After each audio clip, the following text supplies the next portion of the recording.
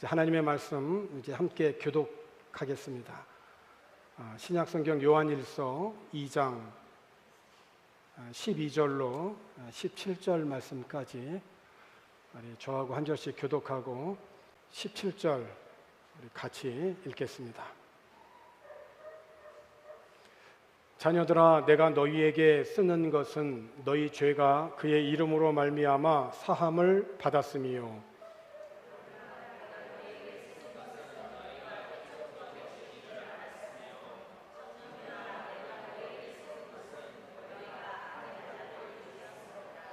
아이들아, 내가 너희에게 쓴 것은 너희가 아버지를 알았음이요 아비들아, 내가 너희에게 쓴 것은 너희가 태초부터 계신 이를 알았음이요 청년들아, 내가 너희에게 쓴 것은 너희가 강하고 하나님의 말씀이 너희 안에 거하시며 너희가 흉악한 자를 이기었음이라.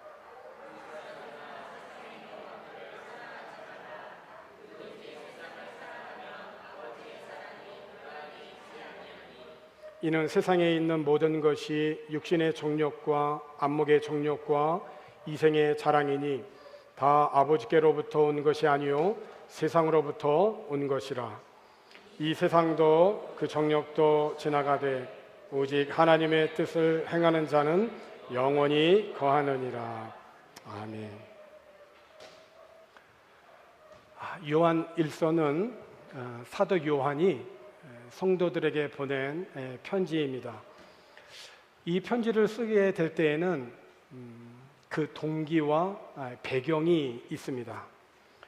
요한 1서가 기록될 이 당시에는 오순절 성령 강림으로 교회가 설립된 지 약 50년이 지난 시점이었고 초대교회는 대내외적으로 많은 어려움에 직면해 있었습니다. 무엇보다도 가장 큰 어려움은 당시 세상을 지배하던 로마 그 황제가 자신을 신이라고 이렇게 칭하면서 모든 사람들에게 황제를 신으로 숭배할 것을 명령하였습니다. 이에 이제 그리스도를 주로 고백하고 자신에게 복종치 아니하는 그리스도인들에 대하여서는 극심한 그런 박해를 가하였던 것이죠. 이런 극심한 박해로 말미암아 사도들이 헌신적인 그러한 노력과 성도들의 적극적인 전도 활동으로 인하여서 빠르게 성장하던 기독교는 다소 주춤할 수밖에 없었죠.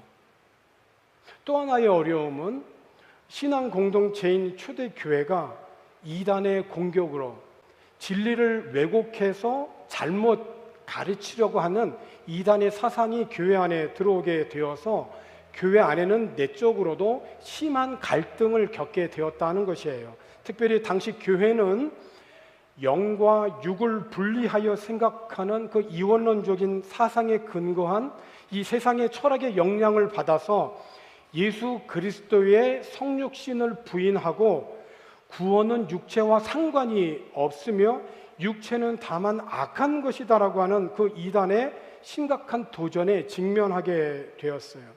그래서 사도 요한은 이 성도들에게 보내는 요한 1서 첫 번째 시작하면서 첫 번째로 언급한 것이 예수님이 이 땅에 육신의 몸을 입고 이 땅에 오셨다라고 하는 것을 먼저 밝히고 있어요.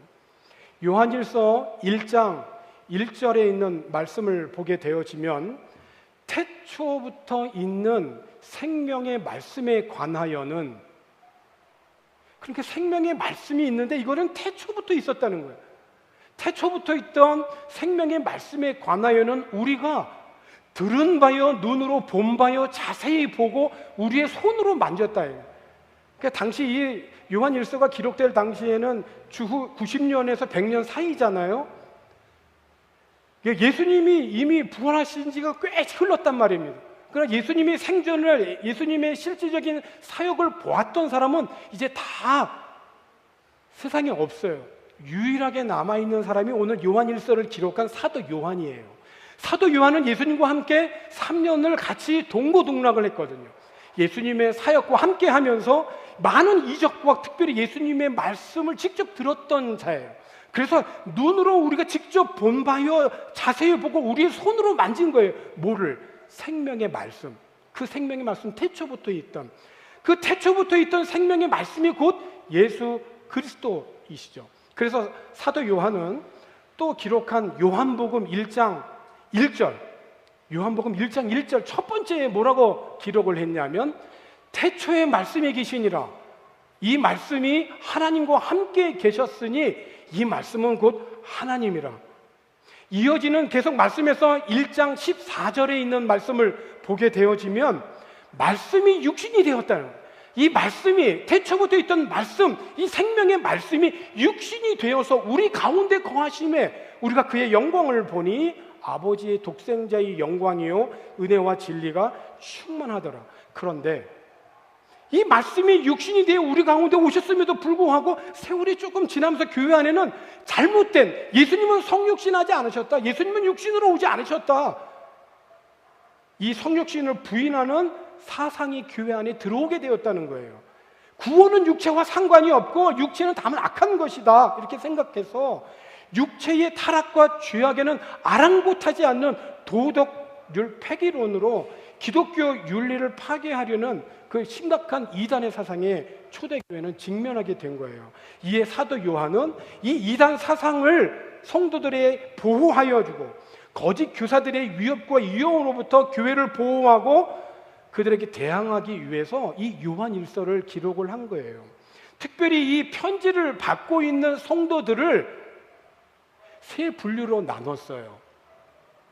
오늘 본문 우리가 함께 읽은 14절에 있는 말씀을 보게 되어지면 이렇게 말합니다. 이미 지금 사도 요한은 나이가 많은 아주 노사도예요.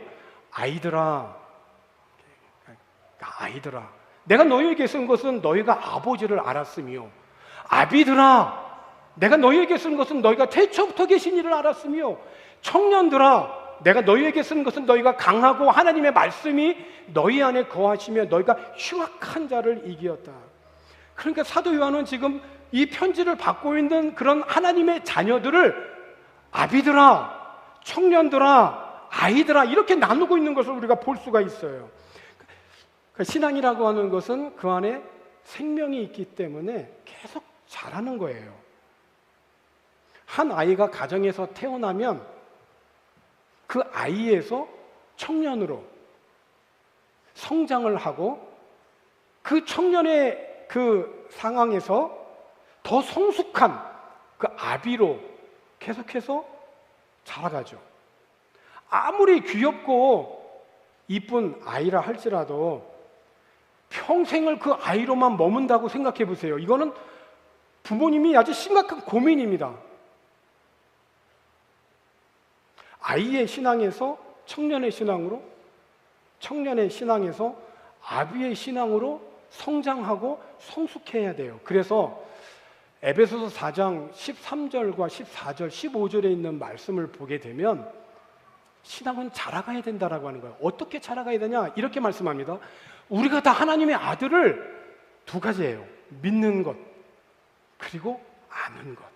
이것이 균형이 있어야 된다는 거예요. 믿는 것만 강조하면 안 된다는 거예요. 아는 것이 함께 같이 가야 된다는 거예요. 이 믿는 것과 아는 일에 하나가 될 때 성경은 온전한 사람이라고 그래요. 온전한 사람을 이루어 그리스도의 장성한 분량이 충만한 데까지 이르르니, 왜 충만한 데까지 이르러야 되느냐? 14절에 이렇게 설명을 하죠.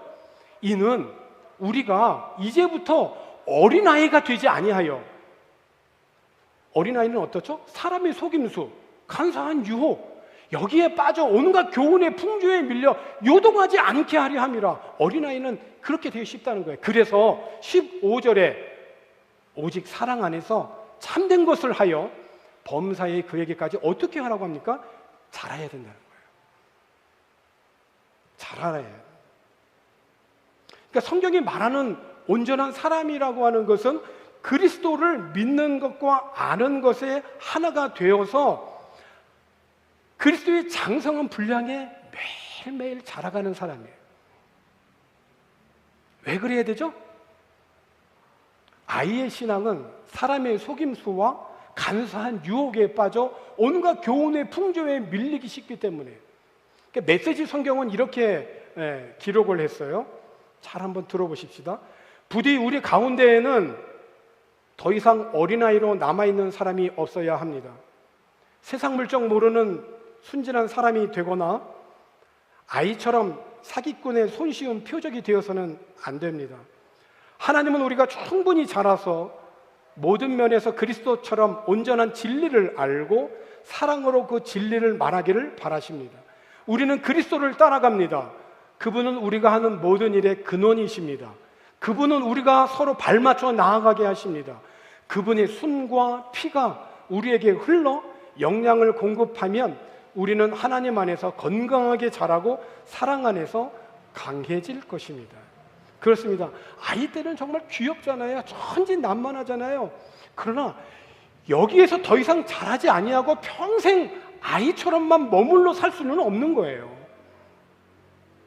저희 손주도 보니까 알아보더라고요, 이제요. 그전에는 몰라봤어요. 근데 지금은 알아봐요. 어느 정도로 알아보냐면 이제 빠이빠이 그러면은 싫대요. 조금 더 얘기를 나누세요. 분명히 해줬어요. 롤라 분명히 얘기해요. 그래서 바깥에서 어디 모르는 할머니가 할머니 할아버지 그러면 롤라 이렇게 얘기를 해요.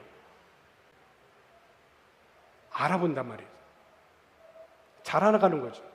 그런데 10년, 20년이 지나도 여전히 그 상태라고 생각해 보세요. 이건 끔찍하지 않나요? 아이 때는 엄마가 주는 모유를 먹어야 되겠지만은 성장해서는 딱딱한 콩장도 먹어야 되고 땅콩도 먹어야 되고 딱딱한 음식도 씹고 소화할 수 있도록 자라야 되는 거죠.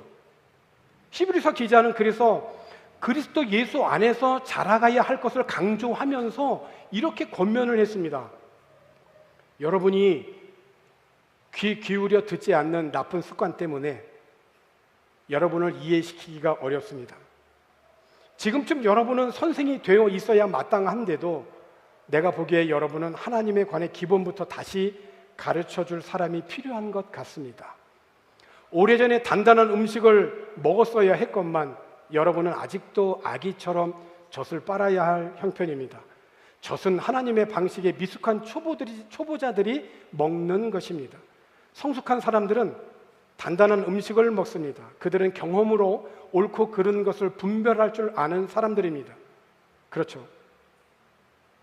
단단한 음식을 먹을 수 있는 사람으로 성장해 가야 됩니다. 영적인 어린아이의 상태에 머물러 있는 것은 결코 하나님이 원하시고 바라시는 뜻이 아닙니다. 단지 교회만 다니는 것이 아니라 지속적으로 내가 하나님의 말씀을 깊이 묵상하고 깨달은 것을 내가 의지적으로 내가 적용해서 하나님의 뜻에 온전히 분별하고 순종할 수 있기까지 자신을 훈련할 수 있는 것에 즐거이 헌신하셔야 됩니다. 타성에 젖은 신앙생활이 아니라 하나님과 관계를 바르게 맺는 이 의의 말씀을 경험하는 이 깊은 단계로 나아가도록 자기 자신을 더욱 훈련하여 갈 수 있기를 권합니다. 우리가 성숙함에 이르도록 훈련을 받지 않는다면 내가 한 번 은혜를 맛보았다 할지라도 언제든지 타락할 수 있음을 무섭게 깨달아야 됩니다. 우리가 영적인 빛을 체험하고 성령의 은혜와 역사를 누리며 좋은 설교와 간증을 통해서 은혜를 받고 성경 묵상의 복과 능력을 맛보고 있다 할지라도 그 경험이 자동적으로 우리의 성숙을 보장하는 것은 결코 아닙니다. 우리가 날마다 말씀에 순종하는 훈련을 게을리 한다면 우리는 히브리서 기자처럼 곧 다시 예수님을 십자가에 또다시 못 박는 그런 일이 발생할 수 있다는 거예요. 그러므로 아이의 신앙에서 자라나 성숙을 위해서 우리는 계속해서 앞으로 나아가야 됩니다. 오늘 본문 14절 함께 읽은 14절에 있는 말씀의 그 하반절에 있는 말씀을 보니까 이 청년의 신앙에 대해서 이렇게 얘기하잖아요. 청년들아, 내가 너희에게 쓴 것은 너희가 강하고 하나님의 말씀이 너희 안에 거하시며 너희가 흉악한 자를 이기었다. 아이가 흉악한 자를 이길 수 있어요? 어렵죠. 그런데 아이가 자라서 청년이 되면 흉악한 자를 이길 수 있는 힘이 있다는 거예요. 어떻게 이길 수 있죠? 더구나 흉악한 자는 누굽니까? 그렇죠. 사탄이고 마귀죠. 사탄의 목적은 분명합니다. 그 전공 분야는 수천 년을 통해서 지금까지 변함이 없어요. 어떻게 하든지 하나님과 교제하고 사귀고자 하는 이 모든 이 관계를 방해해서 신앙을 스탑시키는 겁니다. 계속 자전거를 타고 가야 되는데 페달을 그냥 딱 멈춰버리게 만드는 거예요. 이건 사탄의 역할이에요. 비행기가 계속 날아가야 되는데 날아가지 않고 멈춰 있으면 어떻게 되죠? 떨어지는 겁니다. 신앙은 그거예요. 계속해서 자라가야 돼요. 매일매일 조금씩. 근데 청년이 어떻게 그 흉악한 자를 이길 수 있었습니까? 청년이 어떻게 그 흉악한 그 사탄을, 그 마귀를 이길 수 있었습니까?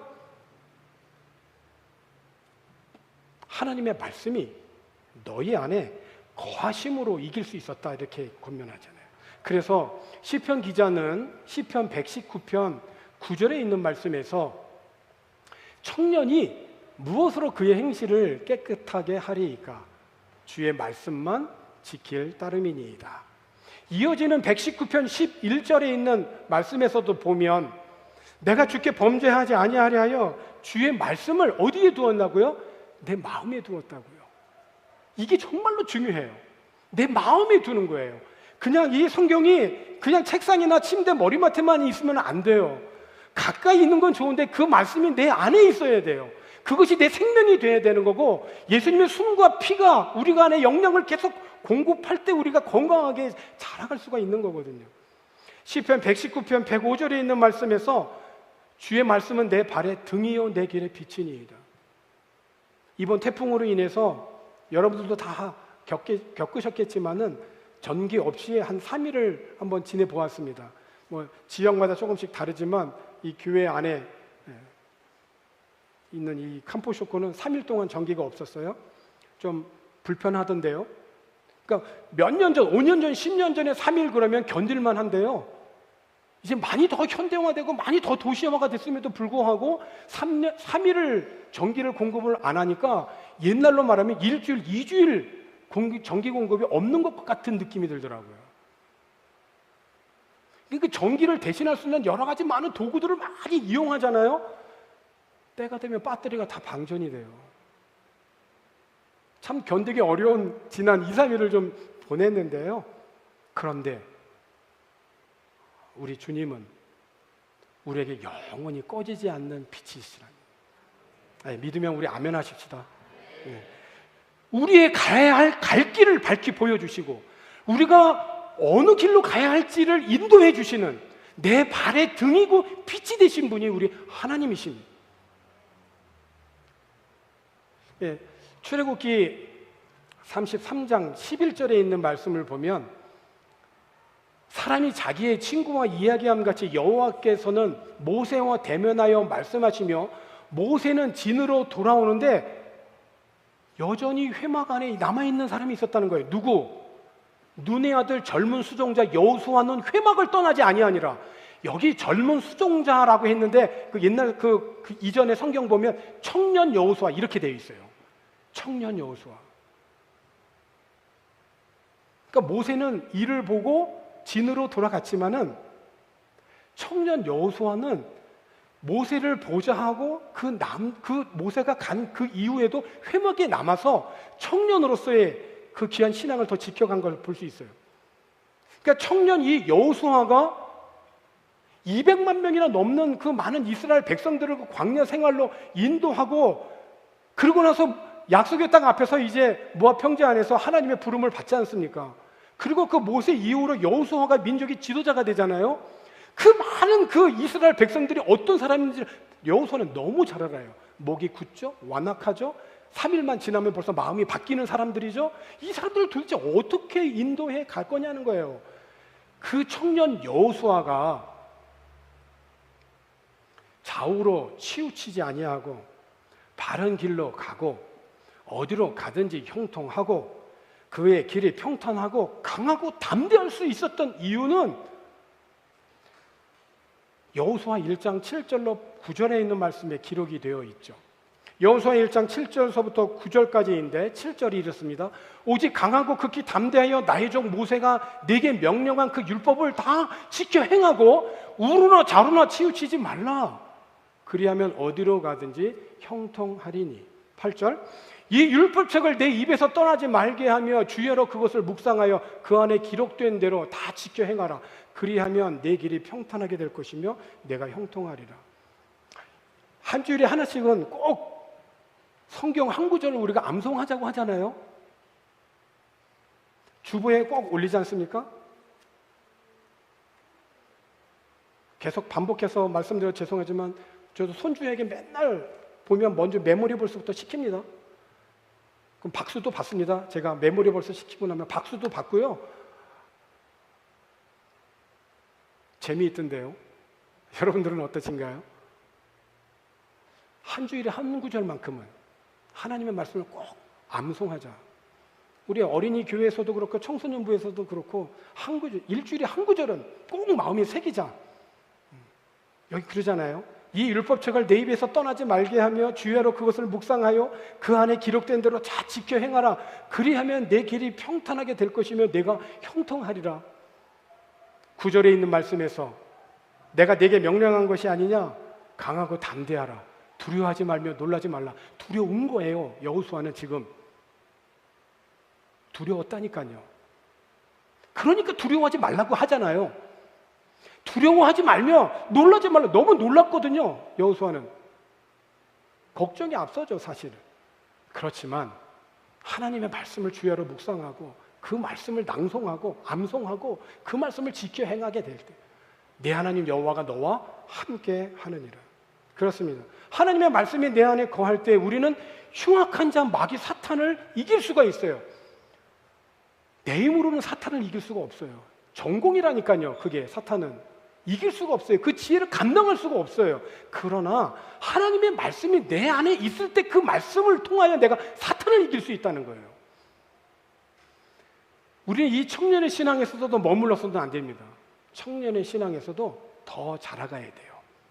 아이의 신앙에서 청년의 신앙으로, 청년의 신앙에서 아비의 신앙으로. 아비의 신앙은 뭘까요? 오늘 본문 함께 읽은 13절에 있는 말씀을 보니까 아비들아 내가 너희에게 쓰는 것은 너희가 태초부터 계신 이를 알았습니다. 태초부터 계신 이를 알았다. 태초부터 계신 이, 거듭 말씀드리지만 그리스도죠. 특별히 여기서 태초부터 계신 이를 알았다라고 하는 이 알다라고 하는 이 단어는 단순히 그냥 지식적으로 아는 알을 의미하는 것이 아닙니다. 이 알다라고 하는 이 단어는 여자가 남자와 동침하여서 남자를 아는 것 같은 경험적인 지식, 다시 말하면 그리스도와의 연합에서 오는 지식을 말하는 거예요. 완전히 하나가 되어져는 그런 어떤 경험적이고 체험적인 지식을 말하는 거예요. 마리아가 성령으로 예수를 잉태한 사실을 전하기 위해서 하나님께서 천사를 마리아에게 보내죠. 하나님이 보낸 천사가 마리아에게 찾아와서 내가 잉태하여 아들을 낳을 것이라 그 이름을 예수라 하라 이렇게 전하죠. 마리아가 대답을 합니다. 누가복음 1장 34절에서 마리아가 천사에게 말하되 나는 남자를 알지 못하니, 알지 못한다는 거예요.